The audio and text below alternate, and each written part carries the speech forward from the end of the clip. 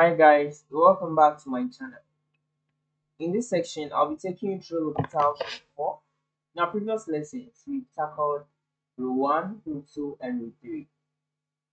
So in Rule 4, we are going to also tackle other aspects of indeterminate forms.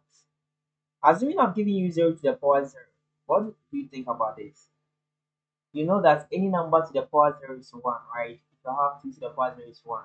Now, if I may ask you, what is 0 to the power 0? You know, 0 is nothing. So if you're telling me that 0 to the power 0 gives you 1, then are you trying to generate a new number? No. So, meaning that this cannot be determined, right? This is indeterminate. But this is indeterminate in what? In powers, okay? Now, another one. If I give you infinity to the power 0, you know, any number to the power 0 is 1. But infinity, which is assumed to be very huge number, to the power 0, do you think it's going to be 1? Think about that.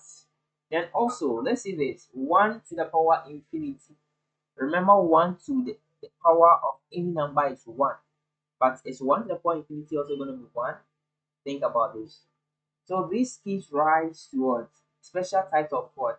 Indeterminate forms, which are normally powers.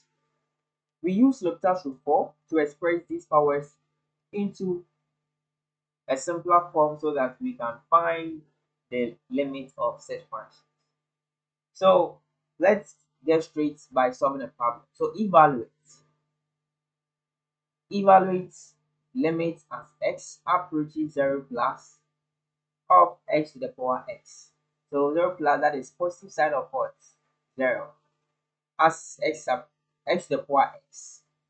So now I have a power. You know, literally, I should have got 0 to the power 0 because wherever I see x, I put 0. But as you saw, this is an indeterminate form. So how do I solve this? Applying differentiation or differentiability here, what you're going to do is let y be equal to our function name. We need to break this down. We can't solve this so far as it is an exponent. So this should be equal to x to the power x, right? So at this point, what are you going to do? You want to carry your power down so that you all be on the ground state so that it can be solved. So I'll just take natural log on both sides. So natural log of y is equal to natural log of x to the power x. Applying the logarithmic rule, I'll have natural log of y to be equal to x in x, right? So meaning that if I introduce my limit here, I'm going to have limit as x approaches 0 plus of what?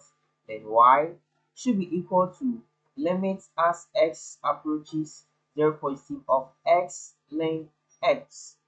So using this, I can say that the limit of my left hand side should be equal to the limit of my right hand side. But in all, we are looking out for the limit of what? X to the power x, and that is what I've represented as what? Y. So meaning if I'm able to find the limit of y, then it answers my what problem. But can I get the limit of y through that way? No, because I don't know. I mean, this is just a representation here. So we are going to focus on the right hand side and solve this. So how do we solve this? We solved this in our previous lesson when we are handling the L'Hopital's Rule 2. So this is simply product, okay? You express this as a quotient, and this will give us ln x over 1 over x. When I differentiate ln x, I'll be getting 1 over x. When I differentiate this, I'll get negative 1 over x squared. And this will give us 1 over x times negative x squared over 1. Cancelling, I'm going to get negative x. So meaning that when I put my 0 inside, this whole expression will give me what? 0. So therefore, I can say that limit as x approaches 0 plus of natural log of y should be equal to 0 because everything is 0. We are not interested in natural log of y. We only made y the stuff there's no natural log. So we need to take our natural log out. But how do we do that? We take the exponent e, which is the base, to the power 0 to eliminate everything. So I'm going to have limit as x approaches 0 plus of what? Y should be equal to e to the power 0 because the natural log is the base e, and I'll put that here.